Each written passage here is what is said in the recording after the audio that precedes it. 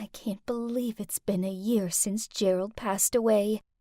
I know it's been hard, but on the bright side, at least you still have your 2 wonderful daughters." "Thank you." She smiled.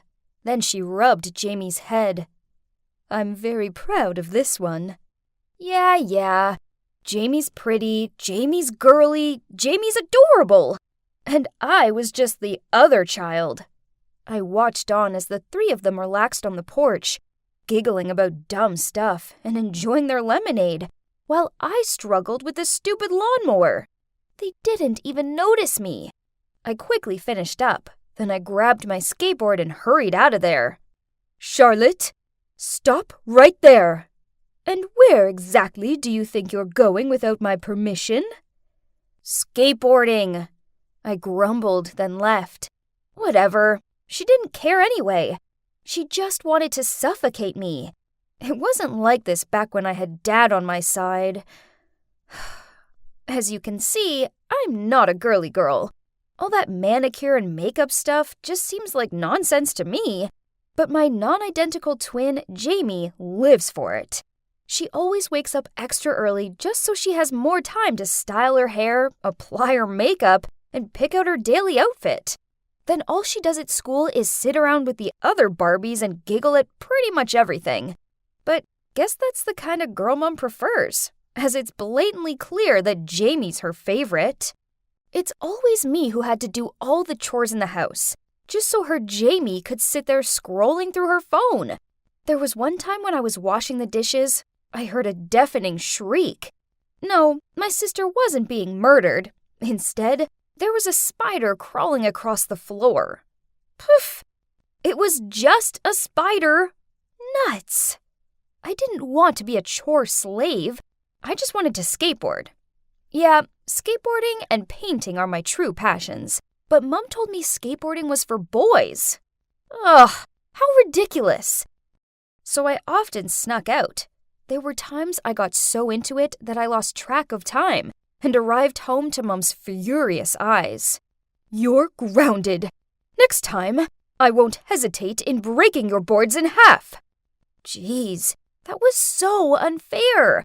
I pushed past her and ran into my room. Then, clutching my board, I burst into tears. I wish Dad was still here. Whenever Mom and I argued, he always came up to my room and told me how Mom only acted the way she did because she cares about me. She just has a different way of showing it. It's been a whole year since he passed, all because of a freak accident at the factory he worked in.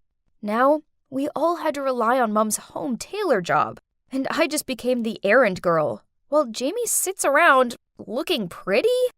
Worse still, Mom insisted I get a part-time job to support the family, while Jamie didn't have to. When I questioned Mom on this, she just said, "Jamie isn't like you. She wouldn't be able to handle both school and work." Excuse me, what? But I knew arguing with Mom about it was pointless. Anyways, it all worked out okay, as I landed myself a job in this cool skateboard store. Oh, and also, less house chores.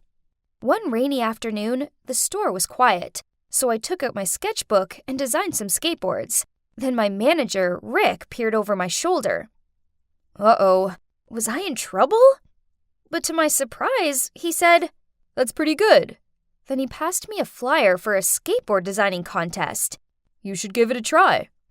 This contest was meant to be, so I spent all my free time shut away in my room working on my design. I didn't see Mom or Jamie for a full week. How peaceful. And guess what? I won first prize. It was awesome.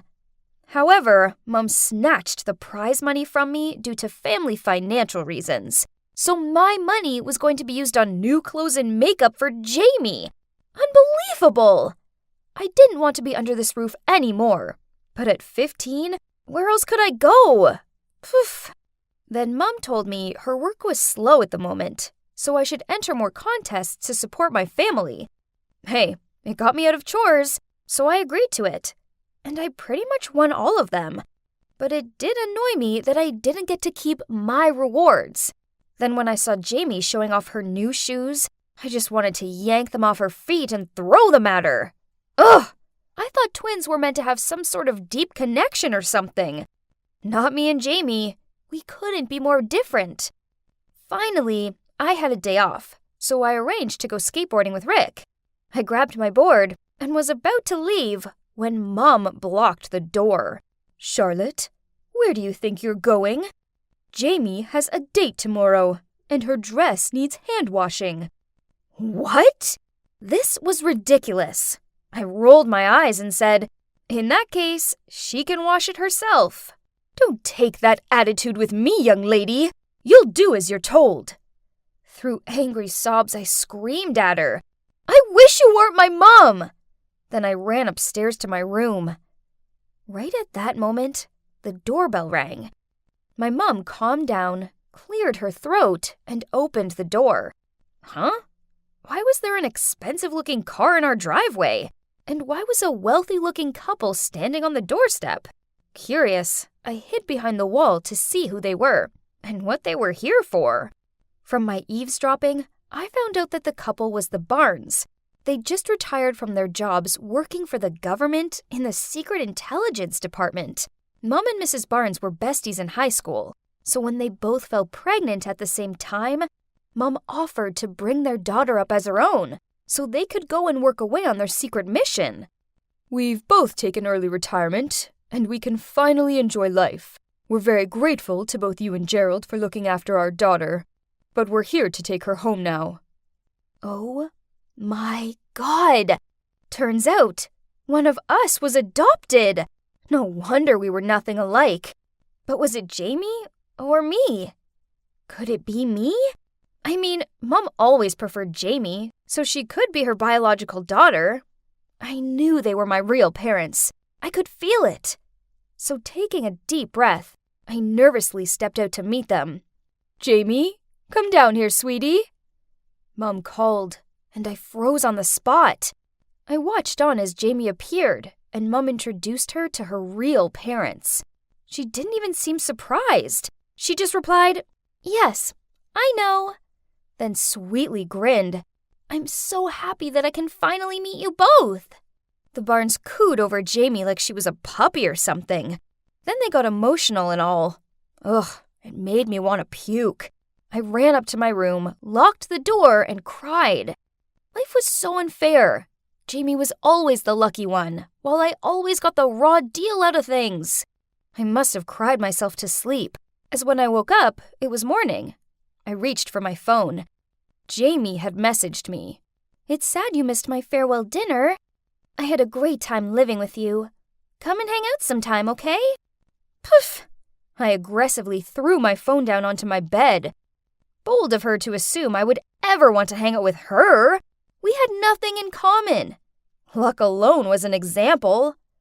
Life went on, but without Jamie, as she moved to some rich kid's school. And I continued going to school, work, sneaking out to skateboard, and avoiding Mom as much as possible.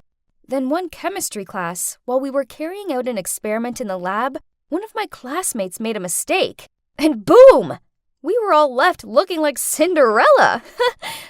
And that might have actually been the best thing of that day, since we were dismissed 2 hours early.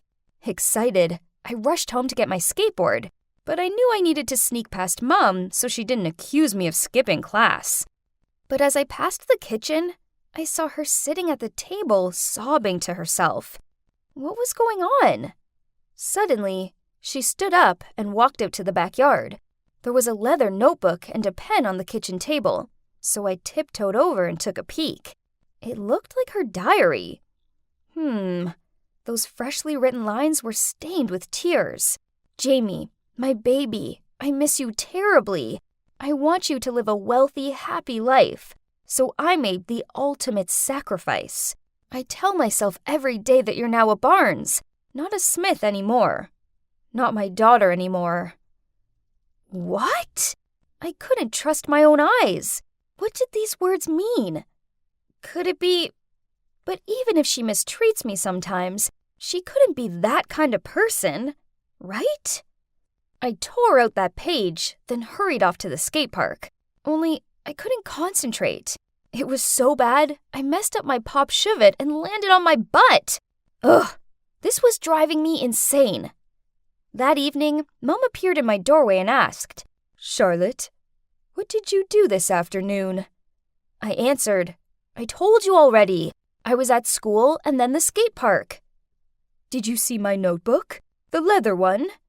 I shook my head in response. "Oh, it's my expense book. I can't remember where I left it." She gave another scan around my room before leaving. When she was out of sight, I immediately pulled out my phone and texted Jamie. "Jamie, I miss you a lot. Can I come over to your house tomorrow?" I needed to see Mr. and Mrs. Barnes. I had to find out what was going on once and for all. Jamie replied she had a date the next day. While I was typing out a reply, she sent me another message. "We can't hang out. Please stop contacting me." Okay, that was weird. Did she sense something was up? I checked Jamie's social network profile and noted down the name of her new school. The next morning, I skipped class, went straight to Jamie's school administrator's office to ask for the Barnes' address. Oh, and of course, I made up a convincing story. Jamie's my sister, but then we found out she's actually the Barnes' biological daughter. Now my mom, who raised Jamie all these years, is really sick, and I need to tell her, but I don't know how to reach her. Perfect! She handed me the address and even wished me luck. There was no point wasting time, so I skated my way round to the Barneses. As I rang on their doorbell, I could feel my heart somersaulting in my chest. I introduced myself as soon as they answered the door. "Hey, I'm Charlotte, Mrs. Smith's daughter, but I strongly believe I'm not Charlotte Smith because I have something to show you." Then I handed them the torn page from my mom's diary. They both turned ghostly pale, and Mr. Barnes even had to grip onto the doorframe to steady himself. I felt bad for putting them through this. I mean, what if I was wrong? So I suggested, let's just do a DNA test to be sure. A few days later, the Barnes turned up at our house with Jamie.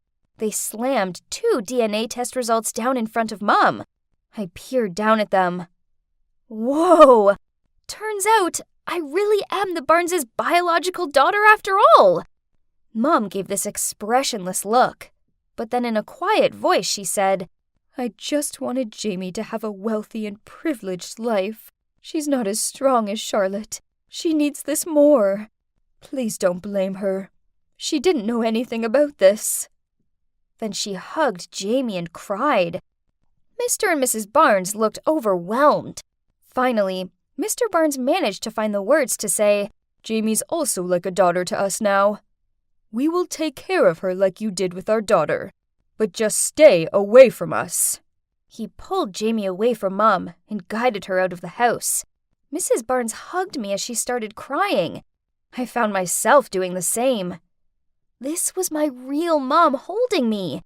Whoa, this was so crazy.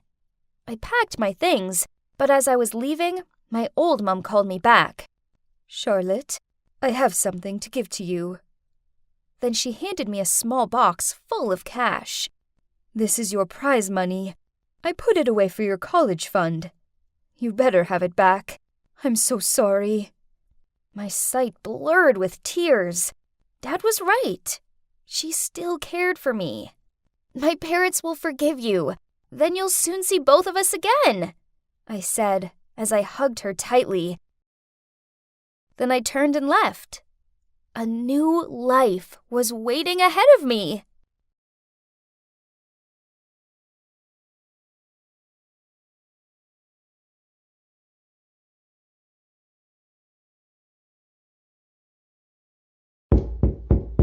Ugh! Why wasn't this jerk opening the door? I carried on with my thudding until my hands hurt. So it seemed like she'd gone already. What a sly fox! So the woman who lives here is my mom's friend, Carol. My mom, being the kind-hearted person she is, lent her some money to get herself out of a tricky situation. The problem being that Carol hasn't paid it back, and now she was ghosting my mom. Do you know what the worst part is? That money was for my college fund. Fueled with rage, I kicked the air to release my anger. But, oops! I watched in horror as a pebble flew through the air in slow-mo, then hit a car window. Oh dear! Swallowing my fear, I snuck closer to the car to inspect how bad the damage was. Suddenly, the car door opened and 2 thugs stepped out. I tried to stay calm, apologized, and offered them some money as compensation. Unexpectedly, these guys grinned. "Okay, sweetheart. If you want to make up for it, then follow us." Just like that, one of them grabbed my wrist and pulled me away. Ugh, as if they were going to harm a defenseless girl. But too bad for these 2 doofuses. They're actually looking at a Taekwondo black belt master here. I was about to throw an axe kick when suddenly a guy appeared out of nowhere. "Don't worry, I'll take care of it." Before I had time to blink, he lunged at the guys like a warrior and ended up beaten black and blue.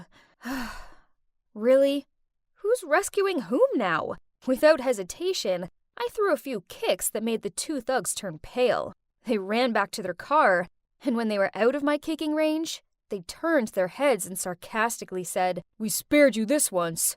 Oh, and choose a better boyfriend next time." I looked down to see the pathetic guy writhing on the ground.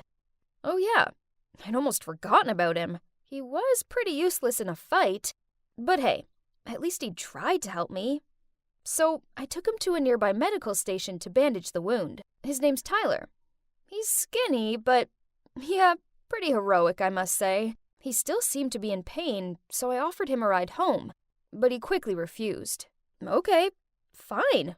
He must have been scared off by how fierce I appeared to be. Yet, as soon as I turned my back to walk away... Wait, something's wrong with my phone. What now? Your number isn't in it. Man, it's 2022 already, and he's still using that outdated pickup line? Still, I burst out laughing, then put my number in his phone. After that, we started messaging every day. He sent the cutest memes, and it made me feel good. To be honest, I know I can be kinda intimidating, so having a sweet guy like Tyler take an interest in me made my heart flutter a little bit. And there's no denying that he's cute. A real softie. Well, he is a music school student. A legit singer-songwriter to watch out for in the future. And so, we became a couple. However, it didn't take long for me to realize that there was something very strange about this guy. I mean, 100% of our dates were at fast food restaurants, and while I was ordering a Coke, Tyler would ask the staff for an extra cup and ice. I still remember how surprised I was when I first saw him surreptitiously pull out a bottle of dark-colored water from his pocket. Oh, but you're not meant to bring outside drinks in. Don't worry, this is black coffee. It's basically the same color as Coke, so no one will know. Huh? Did I hear him wrong? Turns out I didn't, as this became a regular occurrence whenever we were out to eat. But that's not all. On a rare occasion, we went for a fruit salad with burrata cheese. I almost choked on my food when Tyler took out a container of yogurt and tipped all the fruit on the plate in it. And here comes fruit yogurt, but I'll put it away for later. It's not so right to eat this here, isn't it? Then one day, when it was our 3rd-month anniversary, Tyler said he was going to take me to this amazing French restaurant. Wow, I was so excited as he finally broke his rules. But turns out, it was just going to be another typical Tyler date. Things had gone wrong since the first minutes. When he parked up, he started searching his car for change. He even made me look down the side of the seat. Why, you ask? All 'cause the meter was $2.90, but he didn't want to pay $3 and lose a dime. Seriously, a dime! He ran off to find it and left me sitting there alone and hungry for 20 minutes. When he returned, he had this huge grin on his face as he waved the dime in my face. Oh boy, I was so mad. You're probably thinking it couldn't get any worse than that, right? Wrong. Not only did he order a starter as a main dish, but he also asked if there's a discount if he didn't get dressing on his salad. After eating, he rushed off to the restroom and left me with his wallet to pay. He arrived back just as I was about to tip the waiter $10. Seeing this, Tyler leapt across the table, grabbed the $10, and switched it for a nickel. Yes, I repeat, a nickel. Meanwhile, the surprised waiter sarcastically said, "Sir, thank you very much for my nickel tip." The customers close by all tutted at us. I sunk down into my seat, willing for it to swallow me up. Jeez, this was so humiliating. No surprise, I was in a bad mood as we left the restaurant. I was so annoyed I couldn't even look at him. He tried taking my arm and asked me what was wrong. Flinching away from him, I said, "Seriously? Do you even have to ask?" At that moment, a luxury car pulled up alongside us. The car window lowered, and OMG! Inside was Victoria T, this popular teen singer. Before I could register what was going on, Victoria sarcastically said, "Oh, look who's here. Isn't that my poor ex? Can't gold dig me, so you turn to this girl, huh? But your new plan doesn't seem to be working too well either, honey." And the car sped away. So, it turns out he's a professional gold digger? I mean, he hadn't actually asked me for any money, but there's no denying he was stingy. No wonder he never took me back to his place. There was a time when I was so tired of some family stuff at home that I just wanted to come over to his and rest for a while. But he made some excuse about his house being messy. Now I knew he was just keeping distant with me, so later he could dump me easier without any attachment. I was so furious I made a scene, meaning to expose his cheap shots for the whole world to see. Tyler was so embarrassed he fled the scene right away. Whatever. Good riddance. And since then, I didn't hear anything from him again. But, to be honest, I also felt a bit empty not having him around. I missed getting the cute messages he used to send and the soppy look on his face as he sang love songs to me. Oh boy, I'm a big cheeseball, aren't I? Then, one weekend afternoon, I was taking a walk when I happened to see Tyler come out of a cafe. Does he work part-time here or something? So I hid behind a corner and then followed him. I have to admit, I was curious about where he lives. But wait, this road is so familiar. Huh? And it led to Carol's house, the woman who borrowed money from my mom. I was still full of doubt till he pulled out the key to open the door. Ugh. Like mother, like son, huh? So, you both like to scam people, huh? Pay us back now. Stacy? Shut up! Scam's over. Pay us back. I'm sorry, but my mom's in the hospital now. So, I heard him out, and turns out it was just Tyler and his mom, and his dad had run off with some other woman when he was just a little kid. Growing up, times were hard, so his mom borrowed money to pour into stock investments, intent on providing them with a better life. Unfortunately, this only led to huge debts. All this stress was detrimental to her health, and now she was in the hospital, and Tyler had no other way but to live frugally to pay all the debt and hospital fees. Stacy, I'm so sorry for hiding all this from you. I'll try my best to work to be debt-free and make it up to you. Oh my heart fell hearing Tyler say that. All the angst just disappeared. Instead, I pulled him in for a big hug. He was a doofus, and he was my doofus, and I wasn't going to risk losing him again. On my way home, I kept thinking about ways in which I could help Tyler.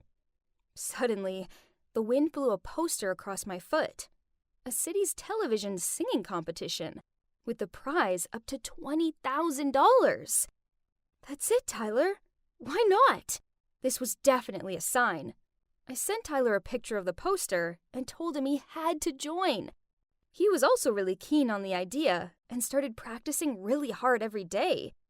He texted me each time he finished practicing, sometimes even at 2 or 3 a.m. The big day arrived. Tyler looked so cute in the suit I'd arranged for him. When he hit the chorus, our eyes met, which made me feel so sentimental. But out of nowhere, Victoria got up on stage, snatched the mic from his hand, and said, "My apologies to the audience, but I have to expose this person. He and his mom manipulated people into giving them thousands of dollars, then never paid them back. This kind of man doesn't deserve to be here on the stage. He'll stain the whole competition." Vic, I appreciate your feelings for me, but I already have the one whom I want to protect. I wish you could find someone good for you and better than me. Ladies and gentlemen, it's true that my family is in debt, but we do not and never run away from this. No matter how tough our lives are, I still live true to my conscience and my passion for music. I came here with a pleasant and carefree attitude, so I don't care what people say about me. I just want to give all of myself to music and the audience. Thank you. And now, I'll carry on with the performance. And then he started singing the song he wrote for me. At that moment, the music nerd was no longer there. Instead, there was a man with incredible inner power. I'm so proud of you, Tyler.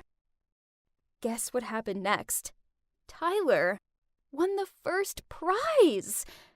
I was bursting with pride. Then he immediately came to my house to give my mom the money. Huh? Please take it.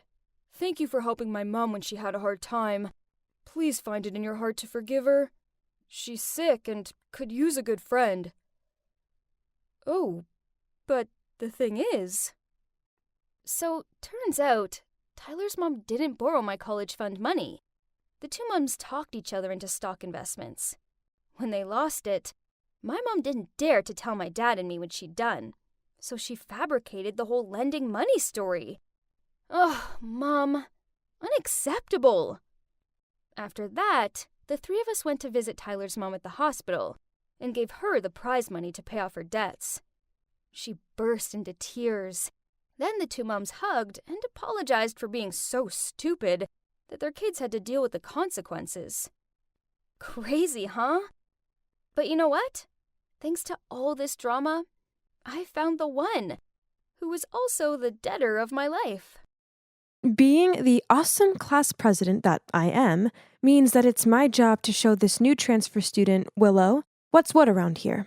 So, obviously this is the canteen. Heads up, don't eat the stew. Yuck. If you have any trouble finding something, just ask me. Well, I haven't seen you since middle school. What's up? Just still the same. Okay. Oh, you must be confused, but actually I already know Willow.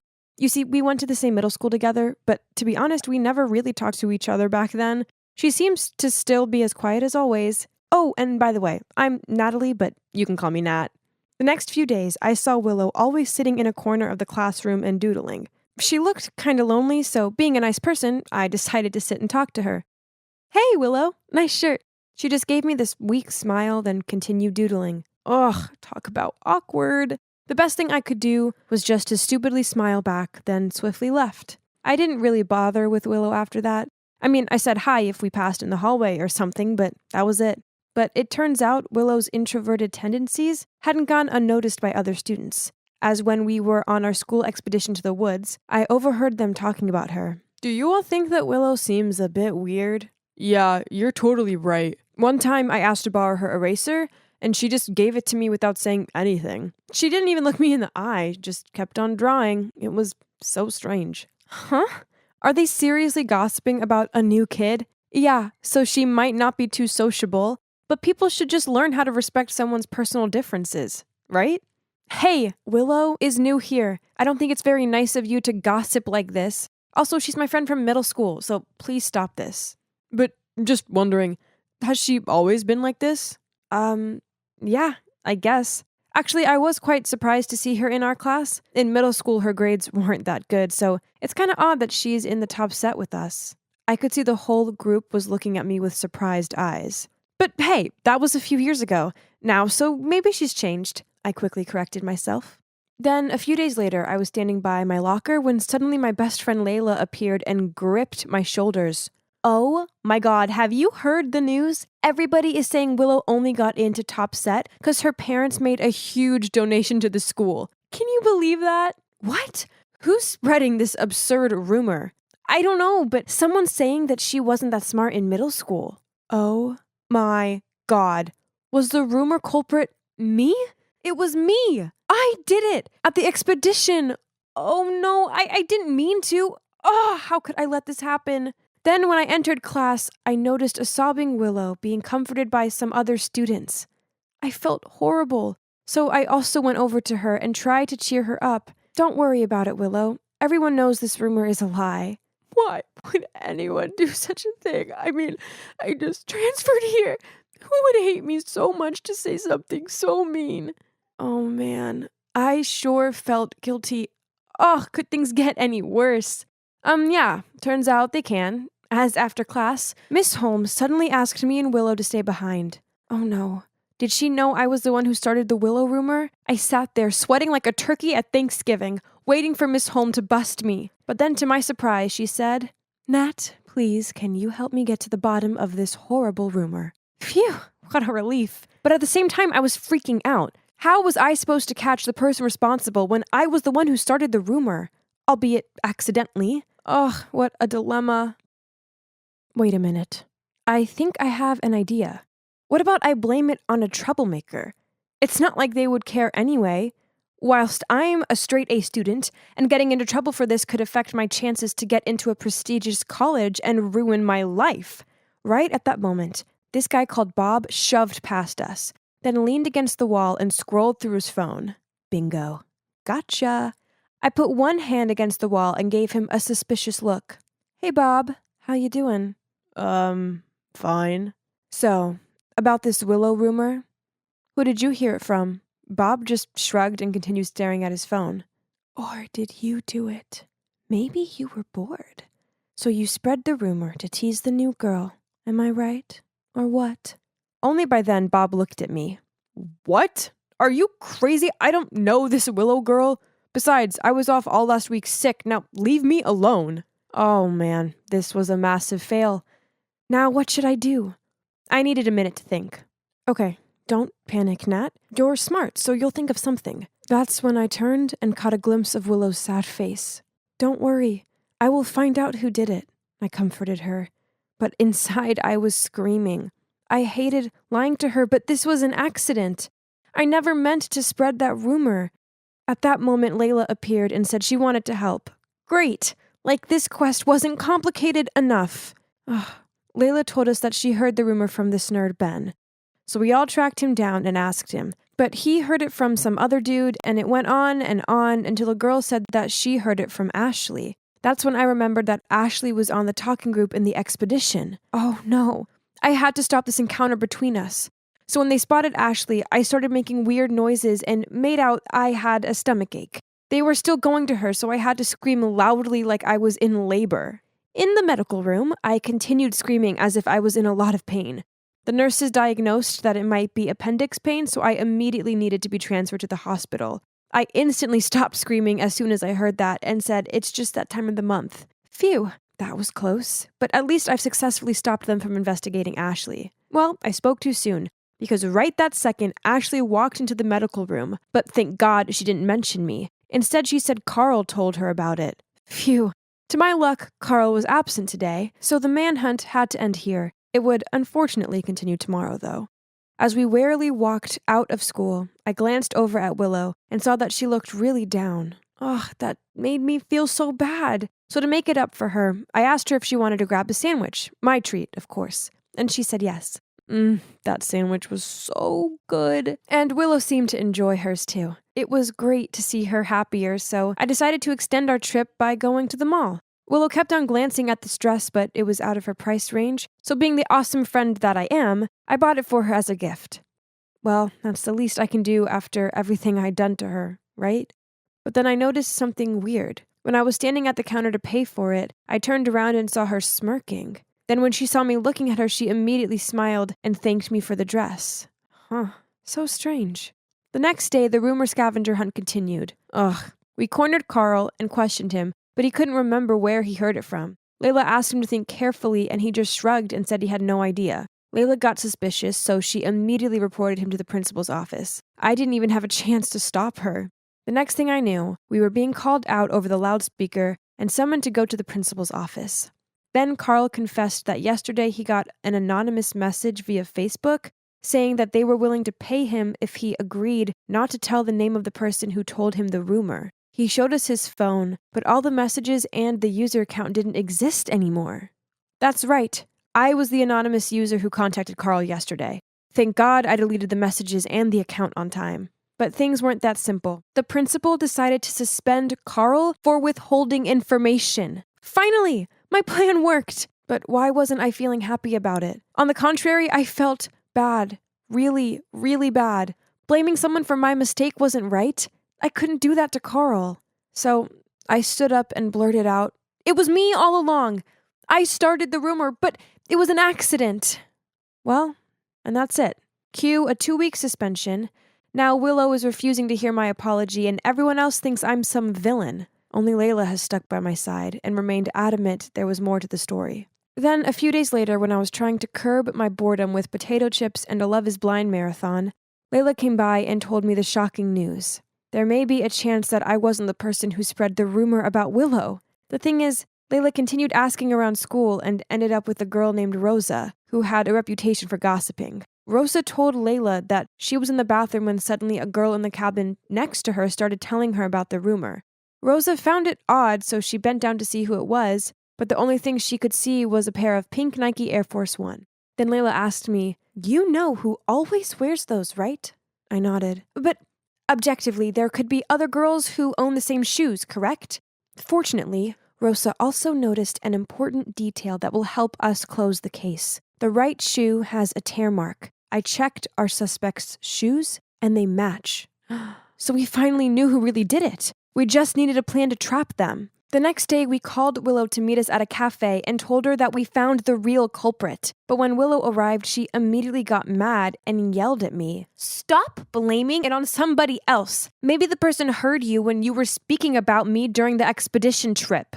As soon as Willow said that, Layla and I immediately looked at each other and grinned. "What's so funny? I never told you that I spread the rumor at the expedition. I didn't even tell the principal. I only confessed that I was the one who said it. That's all." Willow looked shocked. Then we told her about Rosa and how she saw Willow's shoes, so Willow couldn't deny it anymore. "Okay, it was me. I've never liked you, and you think you're so perfect. So at the expedition, when I overheard you talking about me like that, it made me so mad that I came up with the idea to spread the rumor about myself and then blame it on you. So you'd look like a horrible person and I'd get people's sympathy. A genius plan, right? Oh my, oh my. Who would have thought that the victim herself was actually the one who did the crime?" Layla got so mad that she immediately wanted to report Willow to the principal, but I stopped her. I realized that it was partly my fault too. If I hadn't told people anything about Willow, then this never would have happened. So, well, after that, Willow and I stopped talking to each other. Actually, if I see her in the hallway, I'll purposefully walk the other way. But anyway, thanks to this incident, I learned some valuable lessons. Never, ever gossip, as it's just not worth it. And also, choose your friends wisely. I wonder what's taking Valerie so long. She's been in that changing room for ages. Valerie? Is everything okay in there? Don't force it if it doesn't fit. No, this is the last dress in store. I just need to breathe in for a bit longer. So? It's beautiful, isn't it? Valerie spun around. Then suddenly, yep, trying to squeeze into a dress 2 sizes too small for her, then it'd split. The giggles around us started. Valerie blushed, hurriedly paid for the dress, and pulled me out of the shop. Why am I so fat? Ugh! I just want to feel pretty on my date. If I was skinny like you, I wouldn't have this problem. Poof! You know, it's not as easy as you think being thin. Yep, you heard me right. Being thin has its downsides. First of all, fashion. My nightmare. I have to wear an extra small size, and the clothes still hang off me. Actually, Most of my clothes are from kids' stores, so I feel so untrendy. Then in winter, I have to wear tons of layers just so I don't freeze to death. And in the summer, I can't wear cute clothes as I look like a coat hanger. Not only that, because I'm so skinny, people often ask me to do nonsense stuff. Once, I was studying in my room when suddenly I heard my sister Camilla calling me. She'd forgotten her keys and forced me to climb through her tiny window gap to get them. Seriously, I can't even! Then, on another occasion, Valerie made me crawl into the classroom locker to help her cheat on her Spanish test. Unfortunately, the teacher walked in while this was happening and gave me a week's worth of detentions, of course. Ugh! Oh my god, No Way Home is so good. I literally can't think of one bad thing to say about it. Yep, the part near the end. Ah! Yep, guess what? I'd managed to trap my foot in a manhole. Man, what rotten luck! I tried pulling my leg free, but it was no use. It wouldn't budge. There I was, freaking out that I'd be stuck here forever, and all my friends could do was huddle together and ask me questions like, Madeline, how on earth did you get your foot in such a small slot? Wow, that's unbelievable! Even Jaden, my bookworm friend, took out a ruler from his backpack and started measuring how wide the slot was. Grr. My dear friends, I'm being stuck down here. Stop gawping and help me! Finally, they tried helping me out, but in the end, we had to call the rescue squad. By this point, a massive crowd had gathered around me, and strangers were filming me. When I was finally free, everyone looked at me and held back their laughter. Even Parker, my crush, was smiling. Geez, this was beyond embarrassing. But a hot guy like Parker would never notice a moving skeleton like me anyway. Don't think like that, Maddie. You're so pretty. Show me some confidence, would you? Valerie said as she nudged my arm. I put the book down and glared at her, and suddenly noticed Parker walking towards our table, smiling. And yep, he said he wanted to sit with us. Even though I was cheering inside of my head, I still had to act composed. And oh my god, can you believe he even said I was cute? After that day, Valerie kept on encouraging me, saying he had definitely given me a green light. So finally, I gathered my courage to write down all my feelings for Parker on a note and clipped it to his notebook. At the end of class that day, he came to my desk and took my hand. Yay! Everything was fine, great even, until one day when the two of us were taking a romantic walk past the Swan Lake, Parker suddenly turned to me and said, You're so beautiful, Maddie. And if you just put on a few more pounds, I swear you'll be the hottest girl at school. Yes, I know, but it's hard for me to gain weight. No big deal. Just leave it to me. I'll fatten you up.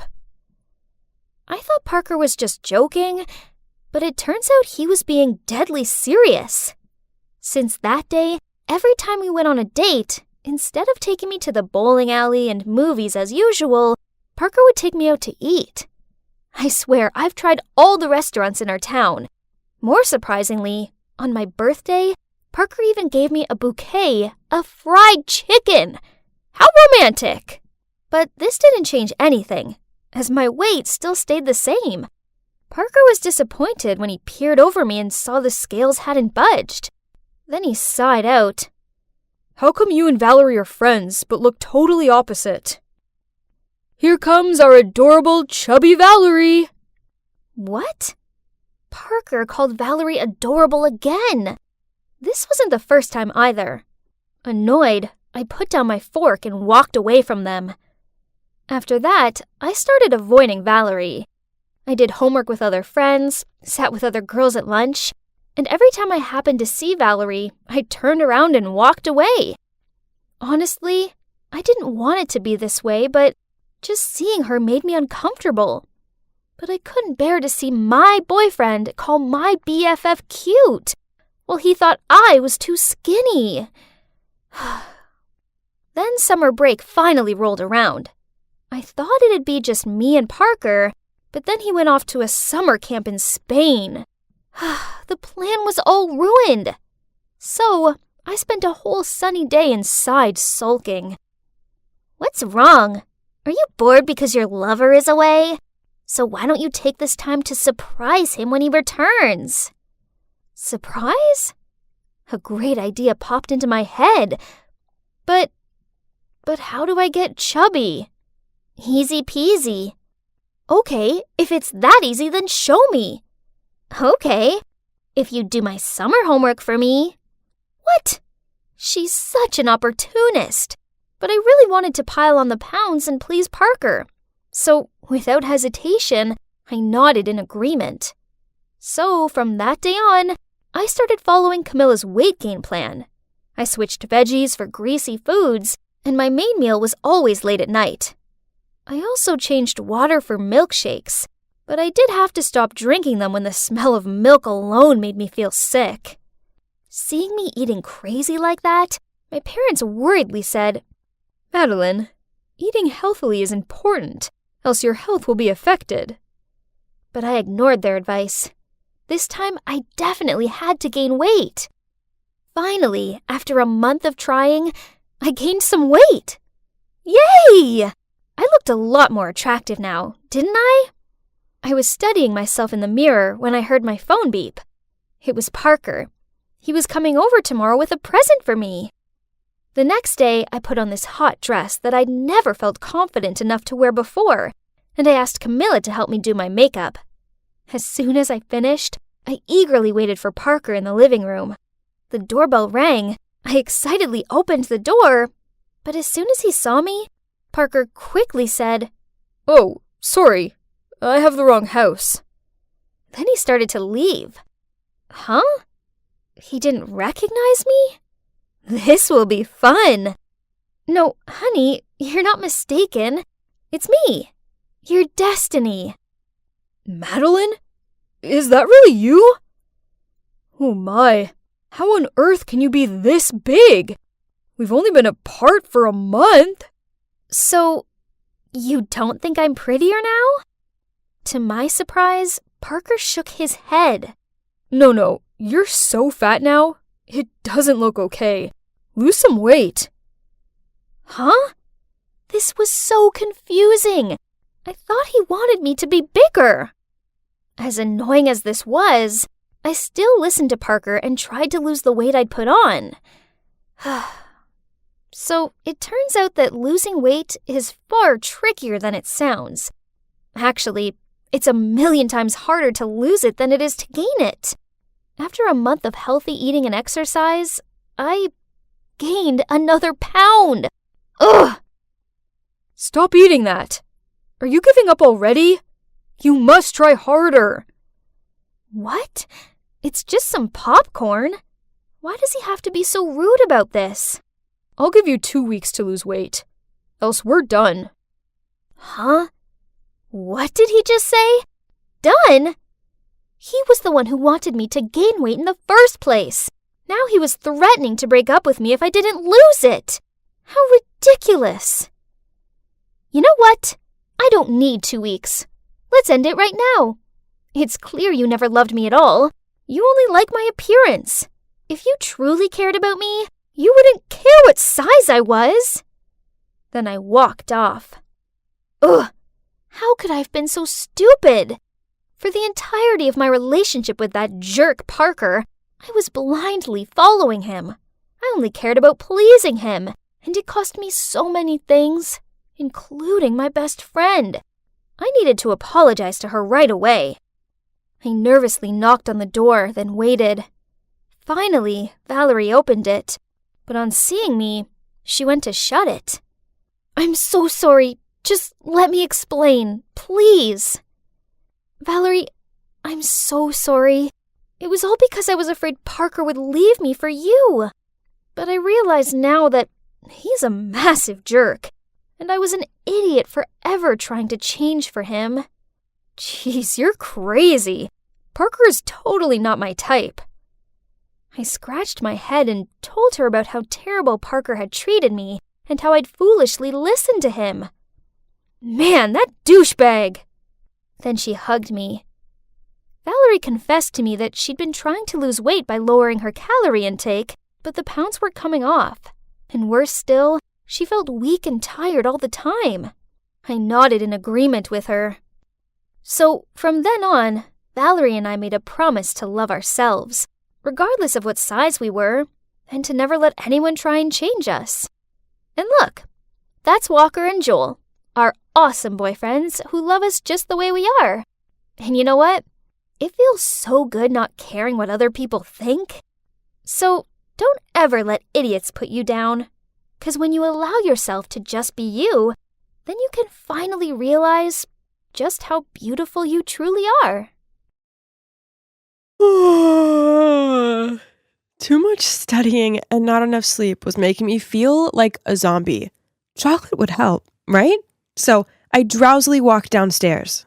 Huh? Why was my whole family there with their suitcases? Are you guys going somewhere? Yes, Colorado for a ski trip. That's awesome! You're the best, Daddy! Not you, Helen. You have studying to do.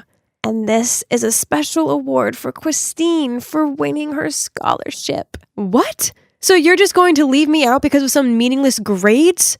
This is so unfair. Ugh! Whatever. I don't even need them to go with me. Shh. Come here. And I'm gonna let you in on a secret. I can go to the ski resort by myself and have way more fun. But how, you ask? It's called lucid dreaming. I first heard about it through the biggest buzz movie, Inception, and realized that I've had experienced the same things before. Since then, I've become an expert at this. So before I go to bed, I just have to write a script saying where I want to go, with whom, what I want to do, and 3, 2, 1. I'm asleep and living my best life. In fact, I could say that those beautiful self-designed dreams are like meditation to me. Because, to be honest, my real life is tedious. No matter how hard I tried, I was no match for my younger half-sister, Christine. In my dad and grandma's eyes, a child of a doctor in physics, as well as a grandchild of a history professor, should automatically be a walking encyclopedia or something. But unfortunately, I didn't excel at the academic side of life. Ugh. They treat Christine like this precious gemstone and me like some boring old rock. Every week usually entails her getting excellent grades or winning some reward, and all of my family lavishing her with gifts and praise, while I'm treated like an outsider in my own family. Ugh! Just thinking about it makes me want to scream. So, they want me to stay home and concentrate on tomorrow's test, huh? Nah, you wish. So instead, I grabbed my pen and started writing tonight's awesome dream script. Let's see. That's right. The obnoxious Roger dared to heartlessly throw the candy I gave him in the trash, even though he'd been flirting with me. What a jerk. I will definitely retaliate against him tonight. Lying in bed, I closed my eyes and repeated this sentence. I'm going to kick him out of my life. And you won't believe it. In the dream, he kept chasing me like crazy, but I totally blanked him. Helen, wake up! Time's running out! My best friend Gabby kicked my chair and I jolted awake. Oh no, there were only 5 minutes left. I frantically ticked on the paper and hurriedly submitted it to the monitor. Hey, did you not get any sleep or something? Well, I stayed up late writing the script for my dream. It was worth it as I got payback on Roger. What if you get a bad grade? Never mind. I'll be fine when I come home tonight with an A+ dream. But things turned out not to be as simple as I thought. That afternoon when I arrived home, I was about to sneak up to my bedroom to write my next amazing script when someone grabbed my bag strap and pulled me back. It was Grandma and Dad, and both of them seemed to be mad. How long are you going to live like this? Education is important to this family, yet you don't seem to care. Do you realize this week alone your teacher has contacted me 3 times? But Dad, I really don't like those boring subjects. I only like no more drawing or writing your silly stories. You need to focus on your studies, else you'll end up a useless person like... She suddenly stopped, which made me curious. Like who? But neither she nor my dad said anything. They just quietly walked away, leaving me alone. Honestly, I never wanted to disappoint them that much. So this time I was going to try my best to not let them down. Dad! Grandma! Look! I got a B+ in my math test! No one cared what I said. My stepmom cuddled Christine and looked at her with sparkling eyes. My wonderful daughter.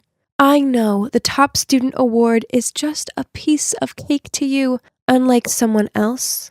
Then she turned to me and tutted, Helen, please, you're making a show of yourself. That's embarrassing. My face fell, and I forced back tears. But I tried so hard to get this grade. A B+ is nothing to be proud of. I chucked my exam paper in the trash, then stormed up to my room. It didn't matter what I did or how hard I tried. This household would always treat me like a loser. Dream on, Helen. Go back to your happy place. In front of me was the crimson sunset sky. I'd been scripting this moment for so long, lounging lazily on the beach without anyone complaining. But suddenly the sky darkened, and the inky clouds seemed intent on swallowing me. Huh? What was going on? This wasn't a part of the script.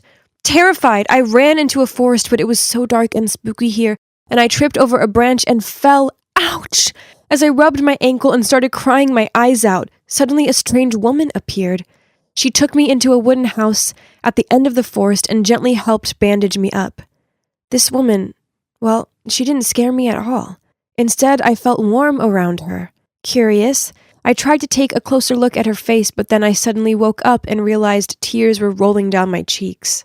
What a strange dream. I immediately drew all the things I'd seen, that forest, that house, but strangely, I couldn't remember that woman's face. Why are you drawing all this nonsense? My dad snatched the sketch from my hand and looked at it frowning.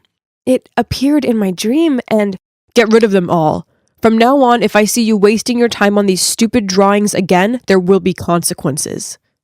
This was too much. I couldn't live without drawing. It was the only thing keeping me sane. I had to get out of here, live my way. Forget them and their stupid standards. I would create my own world. I planted myself in Gabby's room, and this is where I've been for almost a week. Luckily, Gabby's parents are totally chill with me staying. As for my family, they haven't messaged me once. And yes, dreams do go on. But now I dreaded going to sleep as my lucid dreams were still all messed up. Sometimes beautiful, sometimes bad. And for the most part, it did not turn out the way I wanted it to anymore. Until one day, that creepy forest appeared again. No matter how much I screamed to wake myself up, I still couldn't get out of that nightmare. Panicked, I kept running and running in the hope of finding a safe place till I saw that woman. And once again, she reached out her hand to help me. This time, I wouldn't miss my chance. I looked carefully at her face, remembering every detail, and as soon as I woke up, I drew her. Wow, I didn't know you watched this kind of show. Gabby giggled. What show? Look, she's a celebrity. She hosts some TV show that my mom watches sometimes. So, that woman is a real person? If so, I have to find her. I didn't really know what was going on, only that there was something tying me to this woman and I needed to figure this out. Luckily, Gabby has an uncle who works at the studio, and he gave us special passes to meet this host in the flesh. When the cameras stopped filming, she turned and saw me, and her eyes widened in alarm. Helen? Helen, is it really you? Then she rushed over and hugged me. Huh? What did she just say? We didn't know each other, and the weird thing is, this hug didn't feel strange at all. Instead, I felt the same warmth as when she'd taken care of me in my dream. As she loosened her embrace on me and gave me this beaming smile, I said, and you are? Darling, it's me, your mother. That's when I realized something. Of course, she was my mom. Look, we had the same eyes. Needless to say, this was a huge shock. We hugged each other for a long time in tears. Then Mom took me backstage, got me a glass of water, then she told me everything. So after I was born, Mom once got caught up in a cheating scandal. Dad was angry about the damage this would do to his career, so he kicked her out of the house and wouldn't let her see me. a long time later, she found out that Grandma was behind everything, just because she didn't approve of this marriage, so she came up with that plan. But why didn't you ever try to find me when you've always been living this close? Oh, no, sweetie. I've always kept an eye on you. One time, years ago, I saw you playing in the park. You had your hair in pigtails and... I tried to approach you, but your dad threatened me.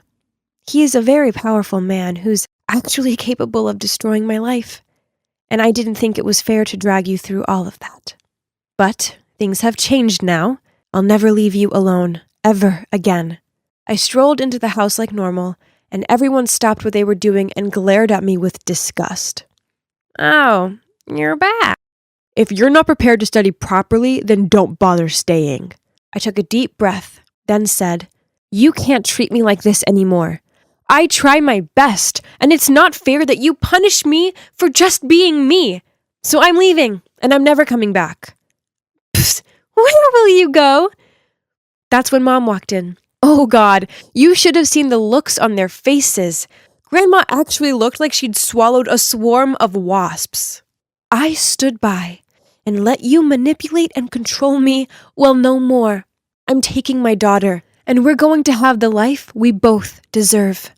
Then, ignoring their angry words, she grabbed my arm and led me out of there. So that's the moment when I left home and moved in with my mom. Now I draw as much as I want.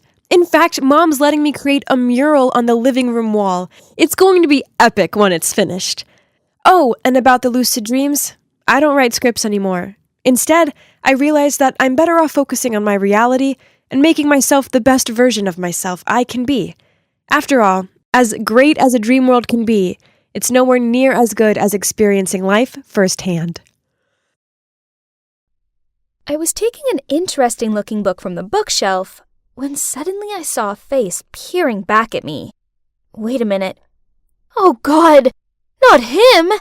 I quickly hid my face behind a book, but too late. He'd already seen me.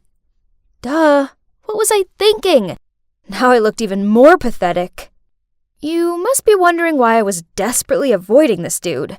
Well, this wasn't just any dude. It was my ex-boyfriend, Owen.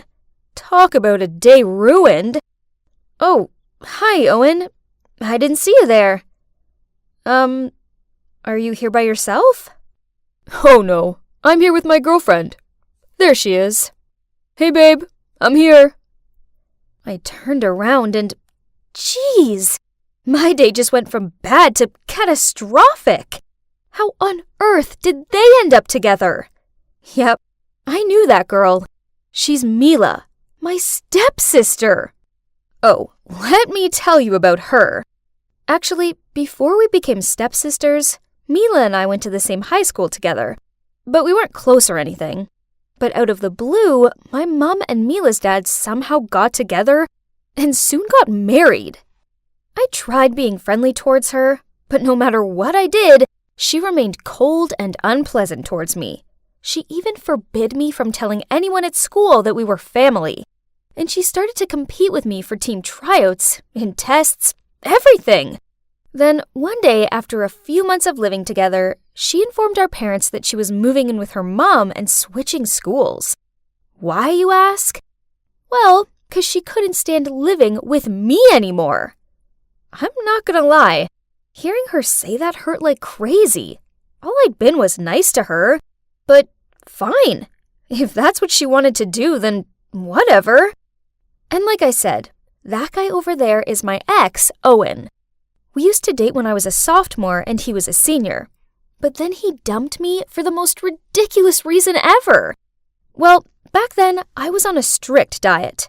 Every time we went out for some food, I would order a depressing-looking salad, and Owen would order a delicious hamburger with fries on the side. So I always snuck a fry or two from his plate, and a couple of bites out of his burger. But I mean, sharing is something totally normal in a relationship, right? But, well, Owen didn't think so. So just like that, he ended things with me, then went away to college. But now he was back in town for summer break, and he was dating my stepsister. Ugh. Oh, hey Amy. Long time no see. Oh yeah, I hope you don't mind, but I'm with Owen now. Ugh! I hate her sarcasm! And did she have to latch onto his arm and stroke his hair? What about you, Amy? Are you seeing anyone at the moment? There was no way I was going to tell them I was single. That would be so embarrassing. So I flipped my hair, then started bragging about my awesome older boyfriend. A mature guy who has the face of a movie star and the body of a Calvin Klein model. Wrinkles started to form between Mila's eyebrows. In your face? But then Owen suddenly said, Great! How about a double date tomorrow night? What? Great idea, babe! I want to meet the lucky guy who stole my sister's heart. My God, they weren't joking. Ugh! I had no other choice but to agree. Darn it. Where was I going to find a handsome older guy by tomorrow? Amy, are you trying to wear away that table? Oops. I'd been so preoccupied with my dating dilemma, I hadn't realized I'd been cleaning the same table for 20 minutes. Hey, but wait. I took a closer look at my manager's face. Jake is handsome, older than me, and he's single. My God, I'd found my fake boyfriend. Now I just needed to persuade him. But he's way too serious to help with this stupid situation. I did know he was on the search for his perfect girlfriend, as I'd overheard him complaining about the disastrous dates he's been on. Cue my perfect plan. After we closed the coffee shop, I volunteered to clean up so I had an excuse to stay late with Jake. Hey Jake. My boyfriend Owen has an intelligent, gorgeous-looking sister who I want to introduce you to. At first he wasn't interested, so I showed him Mila's prettiest picture. Holy moly! That's his sister? Jeez, why so surprised? Mila is not that beautiful. Whatever, at least I had his attention. I asked him if he wanted to go on a double date, and he immediately agreed. Yes, jackpot! So my plan worked. But the only issue was that my fake boyfriend thinks he was on a date with Mila, and that I was with Owen, when in reality they were actually both together. But no worries, I could pull this off. Right? So for our double date, we all went bowling. Jake took an instant liking to Mila and tried to impress her with his bowling skills. Me, on the other hand, sucked at bowling and got constantly teased by Owen. So when it was his turn and he misjudged his throw and threw the ball straight in the gutter, I had loads of fun teasing him back. To be honest, I was enjoying hanging out with him. And please, don't get me started with his looks. He's definitely grown more handsome with time. Suddenly, it was my turn again, and Owen was asking me if I wanted him to show me how to throw a bowling ball correctly. I timidly said yes. So he stood behind me, touched my hand, and showed me. Oh my God, my whole body was heating up, and I could feel that Owen was blushing too. Hang on, I think I still have feelings for him. Mila didn't deserve him. He should be with me. Overall, the double date was a big success. Jake didn't suspect a thing. And not only that, but he also helped keep Mila away from Owen so that I had a chance to win him back. But then a few days later, Jake told me that he really liked Mila and asked me if I could set them up on a date, but this time only the two of them. What? He actually liked Mila? Of course, I couldn't set them up. It was impossible, because Mila was with Owen. So, reluctantly, I suggested another double date. He agreed, but this time he insisted that we went out for a romantic dinner. Fine. Everything was okay at first, but then Owen placed his arm around Mila while she fed him some of her mashed potatoes. I glanced over at Jake and saw the dumbfounded look on his face. I needed to separate them quickly, so I asked Mila to come to the bathroom with me. Oh, Owen is such a great guy. He's so thoughtful, and he always treats me like a princess. Ugh, she's so annoying. Well, Enjoy him while you can, 'cause he would soon be mine again. When I walked out of the bathroom, Jake ran over to me and dragged me into a corner. Owen and Mila are really strange, don't you think? Are you hiding something from me? What? I would never. They're just close siblings, that's all. Oh, and by the way, I talked to Mila in the bathroom, and she thinks you're a great guy. Of course, that was a big fat lie. If I was Pinocchio, my nose would be as long as an entire baseball bat. But at least Jake was buying it, 'cause he looked so thrilled. We went back to the table and continued this so awkward dinner. Suddenly, Owen and Mila started calling each other Buttercup, Cutie Pie, and other disgusting nicknames. Jake and I just sat there with super awkward faces. Hey, Mila, you and Owen seem to be pretty close. Have you always been this way? Of course. We just can't get enough of each other, can we, sweet stuff? She looked at Owen with dreamy eyes and kissed him on the cheek. Yes, on the freaking cheek! I looked over to Jake and, yep, he looked so horrified, but maybe he hadn't figured out they aren't siblings. Ugh, who am I kidding? Of course he'd figured it out. After the double date, he yelled at me for tricking him. I explained to him that I really like Owen and that I was trying to win him back. What about you? Do you like Mila? Jake silently thought for a minute, then nodded. He really likes Mila a lot. So I suggested that we should team up to break the couple up. And Jake agreed. I told Jake that Mila is into photography and also has professional equipment. So he messaged her asking if she could take photos of the coffee shop for his online page. And Mila said yes. While that was going on, I turned into a complete creep and followed Owen just so I could accidentally bump into him at the bakery. Then we had some croissants and talked about the old days. I thought it would be fun spending a whole day with Owen, but no. On the contrary, it soon began to get boring. Kinda annoying even. Turns out, his personality hadn't changed at all. He kept his food out of biting distance of me and still told the lamest jokes. Listen to this. What do you call a sad coffee? A depresso. Now I regret buying him that coffee. Maybe I should reconsider this. I mean, do I really want this boring guy back? Then he told me he was planning a special surprise for Mila, and he wanted to discuss it with me over dinner at his place. When I was in the kitchen helping him to cook, he suddenly lunged forward and tried to kiss me. Huh? What? I was so startled that I threw some carrots in his face. Oh my God. My plan actually worked and Owen had fallen for me. What about Mila? I thought this whole meeting was about a surprise for her. And that was when Owen came clean to me. He had no surprise planned for Mila. That was just a ruse to get me here. Also, turns out the time we met at the bookstore wasn't by chance. Owen had been stalking me. What? Creep!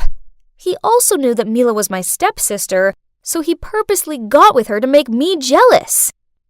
Amy, it's you that I love. It's always been you. What? Hearing him say that gave me the shivers. Well, now at least one thing's for sure. Any feelings I thought I had for him had 100% evaporated. Letting you go was a big mistake. Please come back to me. Mila means nothing to me. I don't care about her at all. Oh, wow. Owen is a massive jerk. How dare he take advantage of Mila's feelings like that? Ugh, I needed to warn her. But before doing that, I had to give him a piece of my mind. Let me make this clear. I only went on a double date with you guys because I didn't want to lose to Mila. Nothing else. May I remind you that you're the idiot that split up with me? Oh, and your jokes are really lame. And that's it. Owen just stood there with a bewildered look on his face, and I left. I ran straight to the cafe shop where Mila was and blurted out the whole truth about how Owen was just using her to make me jealous. I can't believe you're doing it again. What do you mean by that? Don't act all innocent. You're stealing my boyfriend again. Huh? What did she mean by again? Turns out back then, Mila had a crush on Owen. So when Owen and I started dating, she got real mad. And that's why she was always so cold with me. I didn't know. I swear. If I knew that, I would never have dated him. Ugh, just stop. I know you can't stand losing to me. Just leave me alone. I don't want anything to do with you. I give up. Talking to her was pointless. But then Jake suddenly spoke up. Mila, she's trying to protect you. If she didn't care about you, then she'd just let you be with that jerk. But no, she told you the truth even though she knew you'd probably react like this. Because that's what sisters do. They protect each other. Mila fell quiet for a bit, but then realized Jake was right. So we sat together and had a long, serious talk. There were laughter, tears, and copious amounts of hot chocolates, but in the end, we finally seemed to understand each other. So that was it. After all the drama, Mila and I put aside our feud and made up. At first, Mila was kinda sad about what Owen did to her. Luckily, Jake kept her company, and she soon opened up to him, and their relationship developed. And now they're dating. Yahoo! About me, I may still be single, but I'm okay with that. The main thing is that after all these years of hating and competing, Mila and I made up. I don't have a boyfriend, but I have something better. I have my sister back. Finally, after an 11-hour flight, I arrived at LAX, Los Angeles International Airport. It's awesome! I can't wait to see my mom. You see, my dad's French and my mom's American. We used to all live together in France, but then they split up and Mom moved back here. Of course, I've talked to her on FaceTime and stuff, but this will be the first time I've properly seen her in 5 years. I haven't visited before because Mom's a super successful businesswoman and she works really hard. That meant she wouldn't have the time to provide me with the attention I needed. But now that I'm 16 and I can look after myself, I'm finally able to visit. So, thanks to my dad and stepmom for my plane ticket birthday present, I'm now in sunny LA for a whole month. Not only do I get to spend time with Mom, but I also get to chill out in her enormous villa. Ah, bliss. But first, let's get all my luggage, then find a taxi to my mom's. Yeah, unfortunately, she couldn't come to pick me up since she had some work to do. But no problem, I can handle this myself. Okay, maybe I spoke too soon. It's been half an hour and my luggage was nowhere to be seen. Then, this handsome guy approached me and said, "Hey, looks like your luggage has gone AWOL. Do you need any help?" Cute and helpful. I could totally get used to US guys. I showed him my ticket, and turns out I was waiting at the wrong carousel. Oops. After guiding me to the correct one, this guy, whose name I found out was Zach, even pulled my luggage down for me.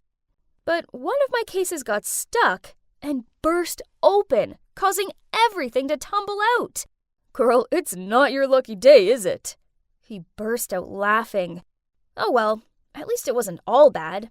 I mean, a cute guy had rescued me, right? He helped me pick up my things, then he offered to drive me to my mom's house.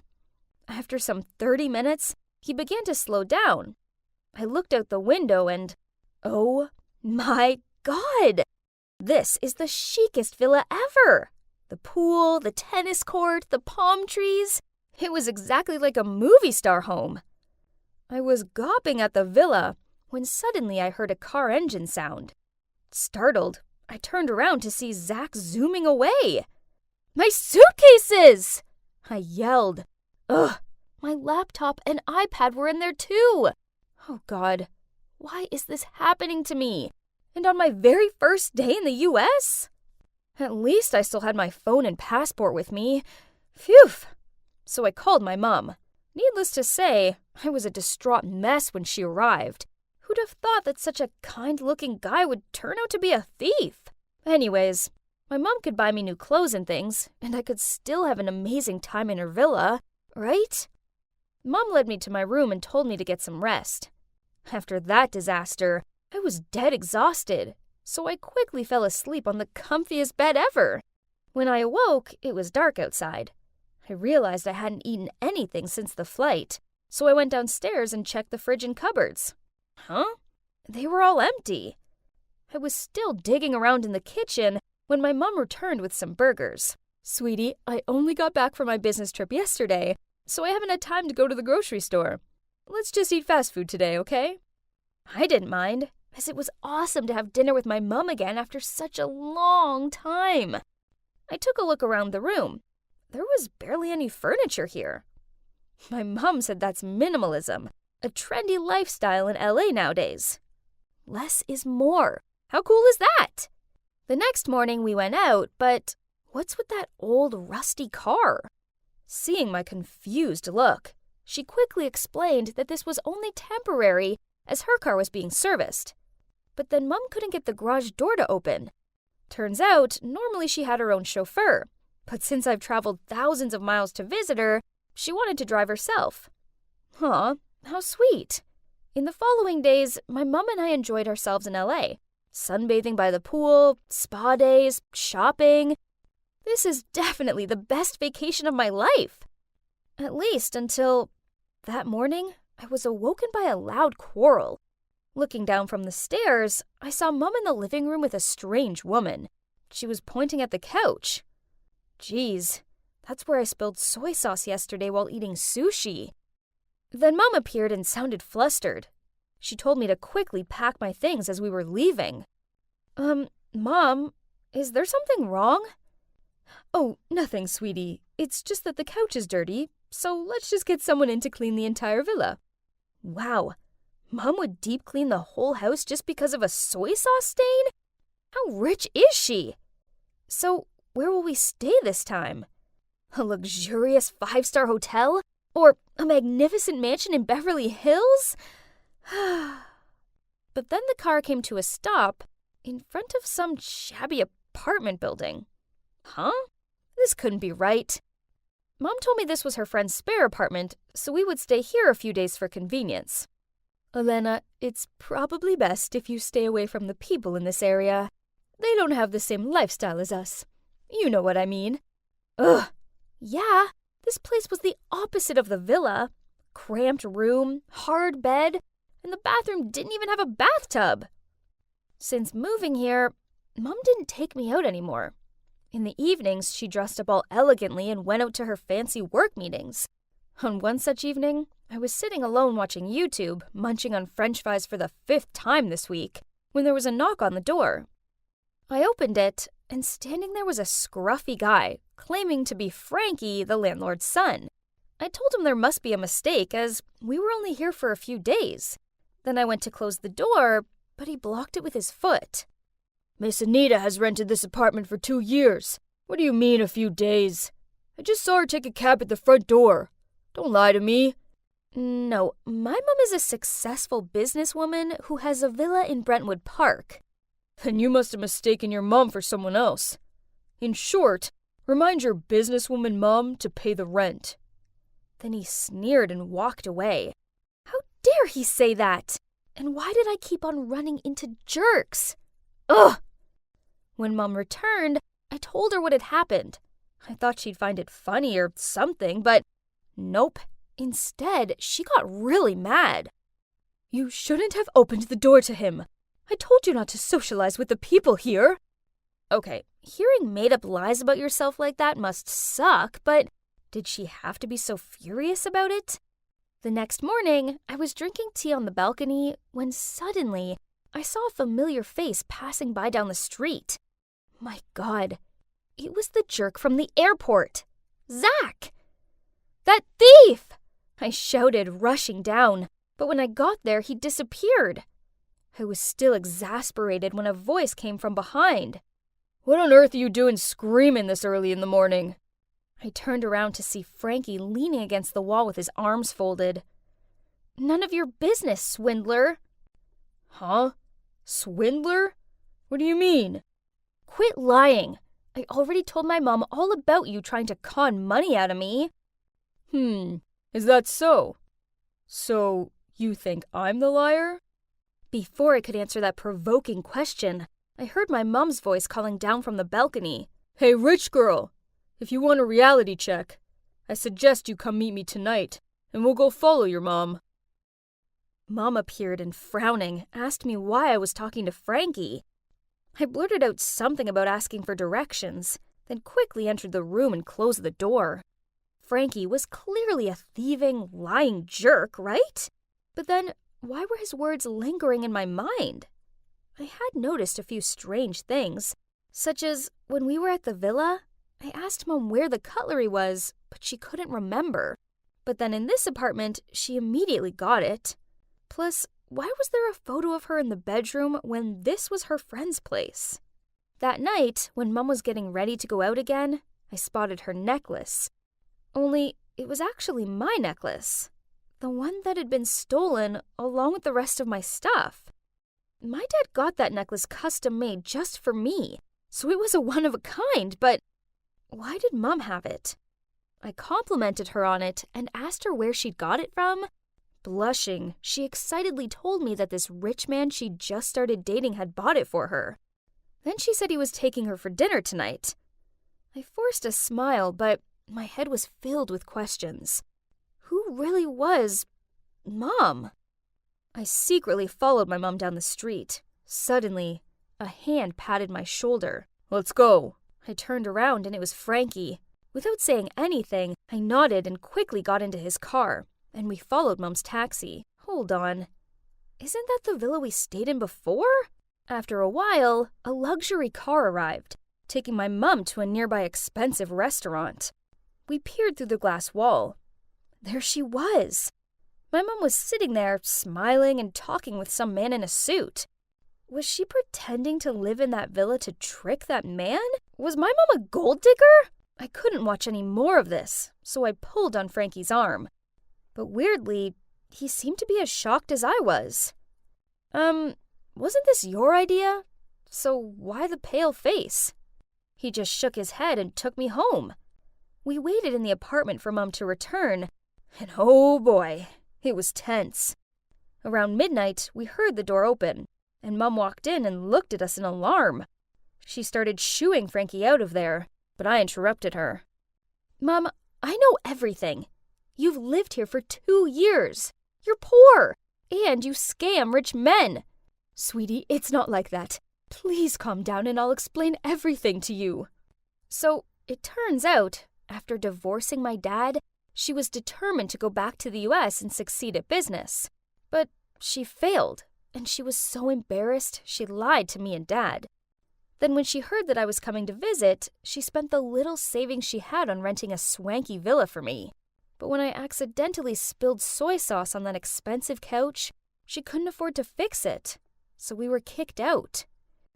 As for the man I was with tonight, I ran into him while walking outside the villa. He's rich and nice. He likes me and I like him too. But what about that necklace? Mom, it's actually mine. It was in my stolen suitcase. My mom gave me a confused look, but before she could say anything, Frankie blurted out, "That man's a fraud." Mom and I gaped at Frankie as he turned to me and said, "I'm sorry, but I think you guys need to know the truth." Then Frankie told us how that man was none other than Zach's dad. After taking me back to the villa, Zach figured my mom was rich, so he persuaded his dad to come and flirt with her. But how did you dig up the dirt on these guys? Because I know Zach. When I saw Lana chasing him, I knew he'd stolen from her.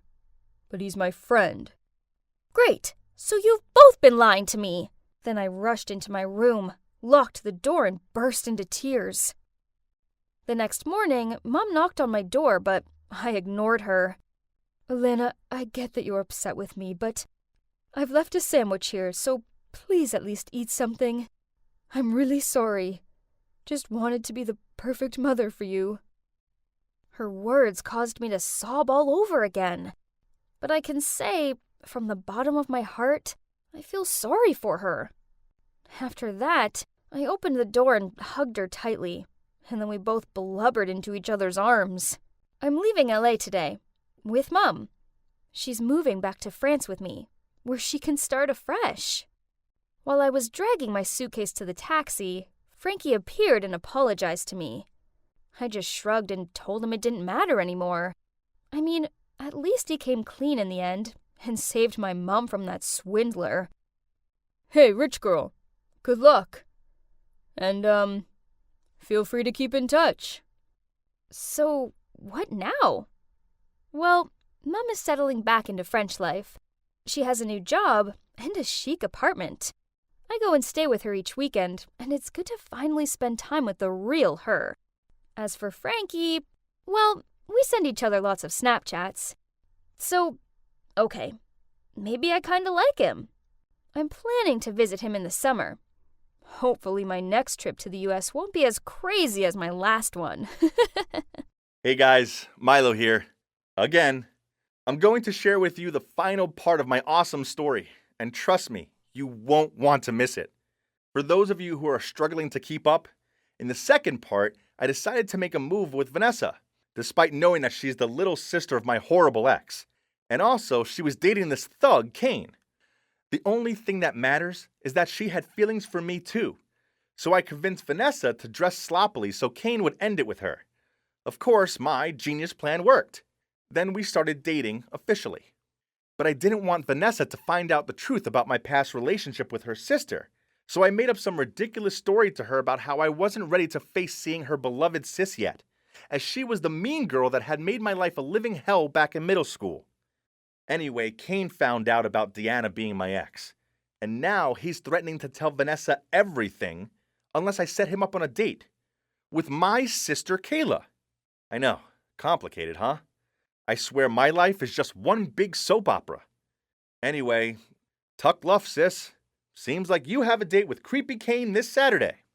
Okay, so the fact she already has a boyfriend makes things somewhat complicated. I guess there was only one thing for it. I just have to trick her into going on the date. So, Kayla loves singing. I mean, she's tone deaf, but she thinks she's Katy Perry or something. So I figured that the most logical way to trick her into meeting Kane was to come up with some story about a talent agent being interested in her. I told her that I had a friend who knew a talent agent, and this agent would just love to have dinner with her on Saturday and talk about her career. At first, she raised her eyebrow and said, as if. So I let out a long sigh, then replied, as much as it pains me to admit that you have talent, well, you do, so meet the agent or don't, as if I care. I shrugged, then I walked off. I hadn't got far when she shouted after me, yeah, okay, I'll be there.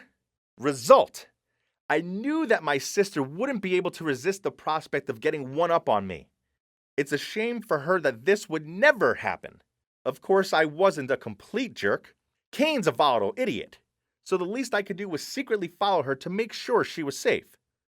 I sat in the restaurant in my sunglasses, stick-on mustache, and baseball cap. Talk about the master of disguise. I should open up a spy business.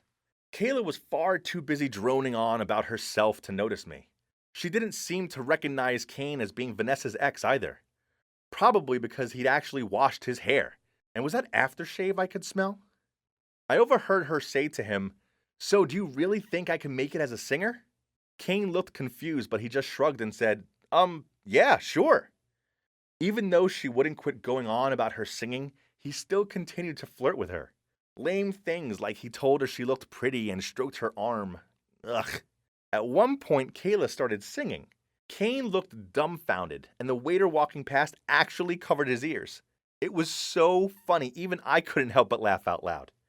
Then she must have had a light bulb moment about who he was, as she gave him a scrutinizing look, stood up, then said, wait a minute, yeah, excuse me? I need the bathroom.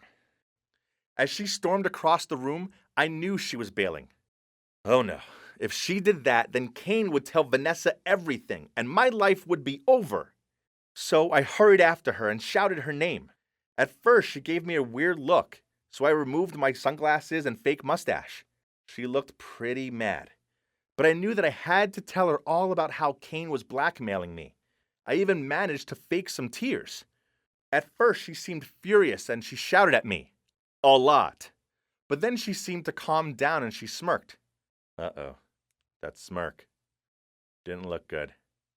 She told me, okay, I'll go back inside, but this means you have to do everything I say. All month.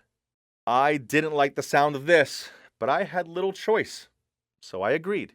She went back inside and the date seemed to go well. The problem was now I didn't have to worry about Kane. Instead, I had to worry about my sister. Why do these situations happen to me? Has karma for messing with all those couples come back to bite me? I had to do all Kayla's chores, including staying home every weekend to babysit the kid next door. Ugh.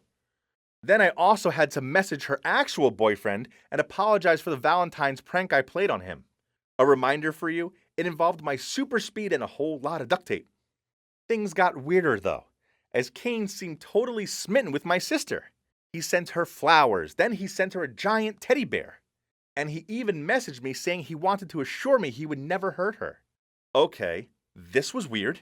It seems my sister had made the once thug-like Kane turn soft. Thing is, she binned his flowers, gave the teddy to the neighbor's kid, and well, made it clear she didn't like him. Wow, love can really mess someone up. Even someone like Kane. I guess he liked her coldness toward him. I suppose it's far more of a challenge than being with someone all kind and sweet like Vanessa. Kayla had started selling home-baked goods, cookies and things. They were tough, burned, and gross, but people seemed to buy them. So guess who she roped into playing delivery driver? Talk about lame. What made it even worse was I had a date with Vanessa one day. But no, now I had to deliver inedible biscuits. Being the smart guy I am, I found a way to get around this. So I picked Vanessa up from the library, then went off to make the deliveries. The plan was to drop them off as quickly as possible, then Vanessa and I could have date night. Vanessa didn't mind. In fact, she thought it was sweet that I was helping Kayla out. Ha! We got to the delivery address, and it was a nail salon. I left Vanessa in the car and rushed inside. Then I saw who the customer was, and oh my God. There standing in front of me was Deanna. Talk about a shocker. I was so surprised that I actually dropped the delivery. I muttered out something about how my sister would reimburse her. Then I went to leave. She grabbed my arm and said she wanted to apologize to me properly for cheating on me. Now was not the time for this. Talk about awkward. I tried to yank my arm away, but she kept clinging to me. Then Vanessa suddenly walked in. I guess she must have seen us through the shop window. She yelled out, "Deanna, what are you doing? Let him go. Stop being so mean. I didn't want to believe that you ever teased him back in middle school, but here's the proof." Deanna looked confused as she replied, "What are you doing here? And what do you mean tease?" They yelled back and forth in confusion for a while until Deanna blurted out, "He's my ex-boyfriend." Cue two furious women staring at me in anger, asking for an explanation. Now would be the perfect time for a UFO to come and abduct me, but no such luck. I had some explaining to do, so we went to the coffee shop next door, and I confessed that Deanna was actually my ex. But I only found out about it after dating Vanessa, so I lied because I didn't know how to handle that awkward situation. I begged them for forgiveness. I was so scared. I was basically staring down at the table the whole time. But then suddenly, I heard giggles. Deanna started to laugh and said, "That's the stupidest thing I've ever heard." Oh my, Milo. Vanessa joined in. Okay, that makes sense, since he's the one who also came up with the ridiculous plan for me to break up with my ex by playing ugly. He really has a unique sense of solving problems. Okay, so I never thought they'd find any of this funny, but at least they're not mad at me. So in the end, I got a proper apology from Deanna. We're cool now, and I can freely date Vanessa too. Turns out life is far simpler when you don't end up in a web of lies. As for Kane, well, he doesn't bother Vanessa anymore. Instead, he's still pining after my sister. I actually think he might have a chance with her, as she broke up with her boyfriend because that dude has been constantly bailing on her to hang out with his friends. Even though I've seen a different side to Kane, I don't know how I'd feel about having him as my actual brother-in-law one day. But yeah, I got the girl, so everything turned out pretty great. As for pranks, Well, I can't rule out never doing the odd one or two in the future, but I promise to never mess with loved up couples again. I've learned my lesson on that one.